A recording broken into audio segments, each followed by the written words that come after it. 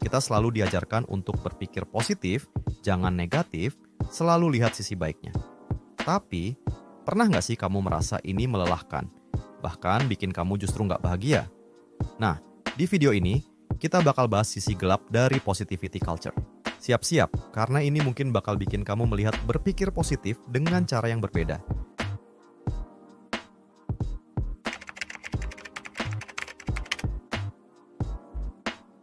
Bayangkan ini, kamu baru aja gagal dapat pekerjaan yang sudah kamu incar selama berbulan-bulan. Rasanya kayak dunia runtuh kan? Tapi, apa yang orang-orang bilang? Ah, nggak apa-apa, pasti ada yang lebih baik. Atau, jangan sedih, kamu harus bersyukur masih punya kesempatan lain. Di satu sisi, mereka mungkin bermaksud baik. Tapi, tanpa sadar, mereka juga sedang menormalisasi sesuatu yang disebut toxic positivity. Ini adalah budaya di mana kita merasa harus selalu positif, bahkan ketika keadaan kita sebenarnya nggak baik-baik aja. Padahal, emosi negatif itu wajar loh. Mereka ada untuk alasan tertentu. Sedih, marah, kecewa, itu semua adalah respons alami dari otak kita terhadap situasi yang nggak menyenangkan. Tapi, ketika kita terus-terusan menekan emosi ini, apa yang terjadi? Kita justru nggak memberi ruang untuk diri kita sendiri untuk benar-benar sembuh.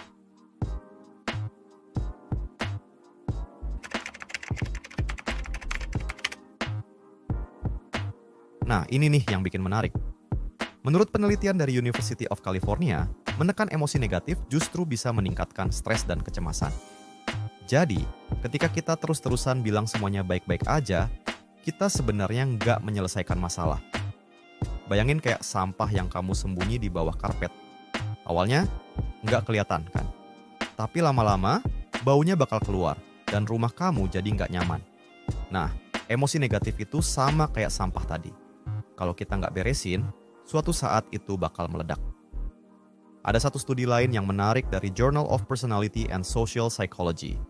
Mereka menemukan bahwa orang yang selalu memaksa diri untuk berpikir positif justru lebih rentan mengalami burnout. Kenapa? Karena mereka nggak memberi diri mereka sendiri kesempatan untuk memproses emosi negatif. Jadi, ketika kita terus-terusan bilang harus kuat atau harus bersyukur, kita sebenarnya sedang mengabaikan kebutuhan emosional kita sendiri. Dan ini guys, bisa berdampak serius pada kesehatan mental kita.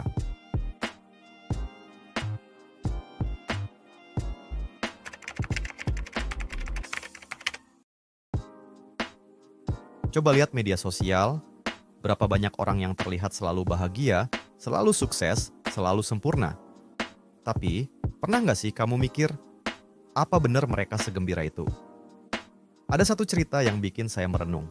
Seorang teman saya, sebut saja Mawar, selalu posting foto-foto liburan mewah, makanan enak, dan caption yang penuh dengan kata-kata motivasi.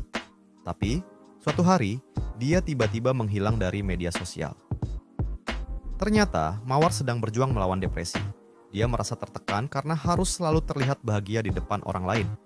Padahal, di balik semua postingan itu, dia merasa kosong dan nggak punya siapa-siapa untuk diajak bicara.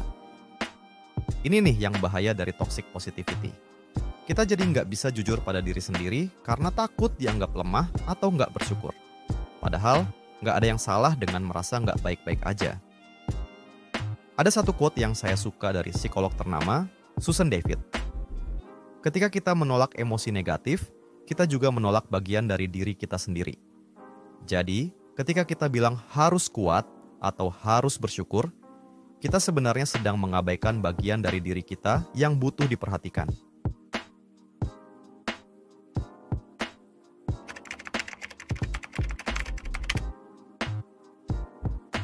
Lalu, gimana dong?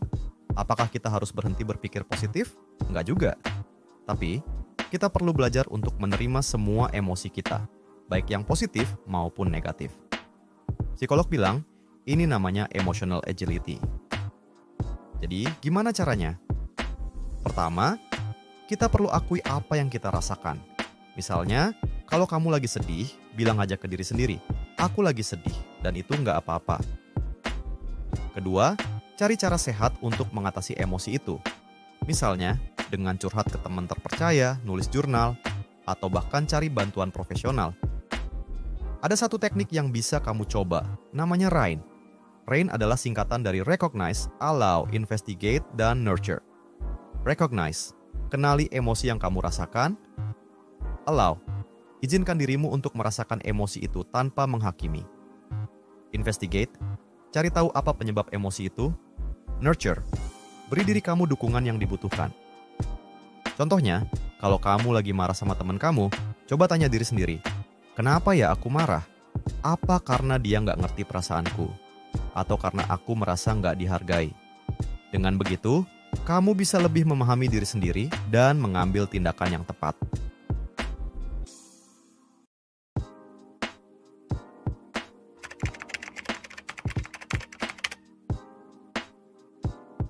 Intinya, hidup ini nggak selalu tentang positif atau negatif. Kadang, kita perlu berada di tengah-tengah. Nggak masalah kalau kamu lagi sedih, marah, atau kecewa. Yang penting, kamu jujur sama diri sendiri dan punya cara untuk menghadapinya. Karena, di balik semua tekanan untuk selalu positif, ada satu hal yang lebih penting, menjadi manusia yang utuh. Jadi, mulai sekarang, coba deh, beri diri kamu ruang untuk merasa. Kalau lagi sedih, nangis aja. Kalau lagi marah, cari cara untuk meluapkannya dengan sehat. Dan yang paling penting, ingat bahwa kamu nggak sendirian. Setiap orang punya masa-masa sulit, dan itu adalah bagian dari menjadi manusia.